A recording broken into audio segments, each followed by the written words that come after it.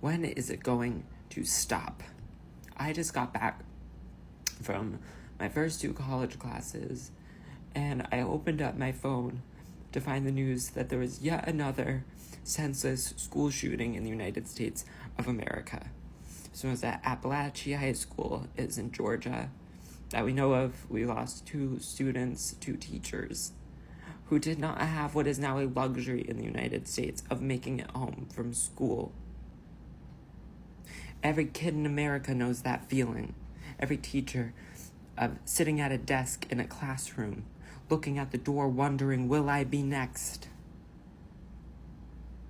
And then we got these sick politicians and people in decision-making power, people at the NRA, who cannot understand the fact, no, I think they do understand the fact, but who are comfortable somehow with the fact that children are being killed so that they can protect an inanimate object.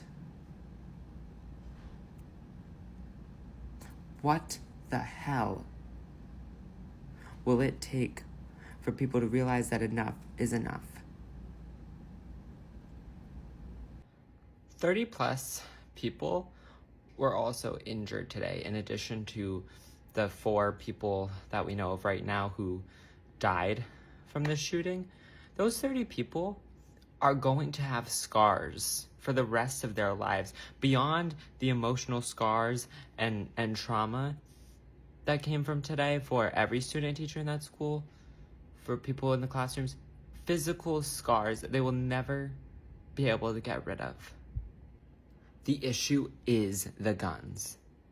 And every person, every NRA member, whether you're a gun owner, whether you're not, I don't care who you are, you need to have the courage to be a part of the action and the change and in stopping this issue. Those kids' lives, those teachers' lives will never be able to be restored. What we can do is try to make sure that no more students, no more teachers have to be lost at the hands of this senseless violence. And by all means, yes, do we need more mental health services and resources for people? Absolutely. But understand, this is not just an issue of mental health. That is a piece of it. And another piece of it is that we have AR-15s and weapons of war in the hands of people. To college students who are just starting back, to high school students that are just starting back, to professors at colleges, to high school teachers, to parents of students, I know that these instances, these situations, these stories, these tragedies are so difficult, and it's such like a weighted and brutal thing to have to hear and to process. I want you to know that you're not alone in your fear. You are not alone in your heartbreak, in your upset, in your grievance. And I am calling on all of us to not be alone in action. We all need to show up. We need to vote.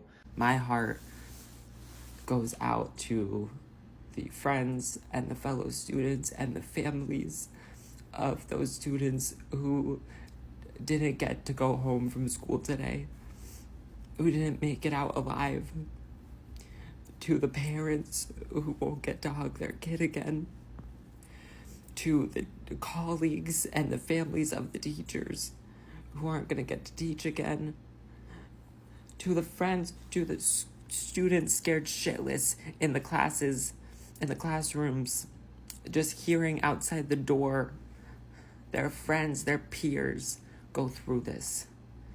My heart goes out to every fellow student across the country, to every teacher across the country, every family across the country who feels this deep in their heart. Children's lives are on the line. The number 1 cause of death for children 0 to 18 in the United States of America is gun violence. We can change that. People need to get out there and they need to vote to make sure that the people who have the power to make the change, to implement common sense gun control measures, are the ones who are elected in November. Enough has been enough for way too long. We need action now, not just thoughts and prayers. Those kids and those teachers deserve to make it home today.